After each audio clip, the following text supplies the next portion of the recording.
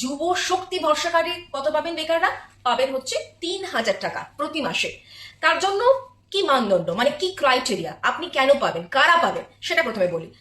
প্রথমত হচ্ছে আপনাকে মাধ্যমিক বা সমতুল পাশ করতে হবে, সেই সঙ্গে বয়স হতে হবে 21 থেকে 40 বছরের মধ্যে।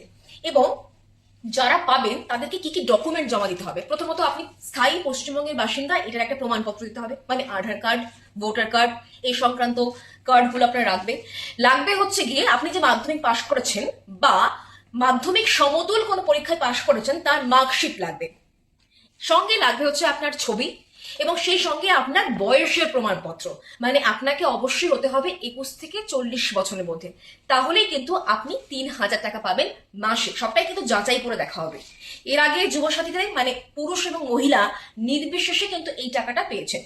যুব শক্তি ভরসা কার্ডের ক্ষেত্রে কিন্তু তাই, মানে যারা বেকার এখনো পর্যন্ত, যারা চাকরি করেন না, চাকরি পাননি, সেই সমস্ত যুবক যুবতীরাই কিন্তু এই যুব শক্তি ভরসা কার্ডের আওতায় আসবেন। তার জন্য যে ক্রাইটেরিয়া গুলো বললাম সেগুলো কিন্তু অবশ্যই মেনটেন করতে হবে। আর তার জন্য এখনো পর্যন্ত যে পোর্টাল, সেই পোর্টাল কিন্তু চালু হয়নি। মনে করা হচ্ছে, এখনো পর্যন্ত সূত্র মারফত আমরা যে খবর পাচ্ছি, যে আগামী জুন মাস থেকেই এই সংক্রান্ত পোর্টাল সেটি আপনি পাবেন এবং ফর্ম অনলাইনেই ফিল আপ করতে হবে। এখনো পর্যন্ত এমনই খবর কিন্তু পাওয়া যাচ্ছে।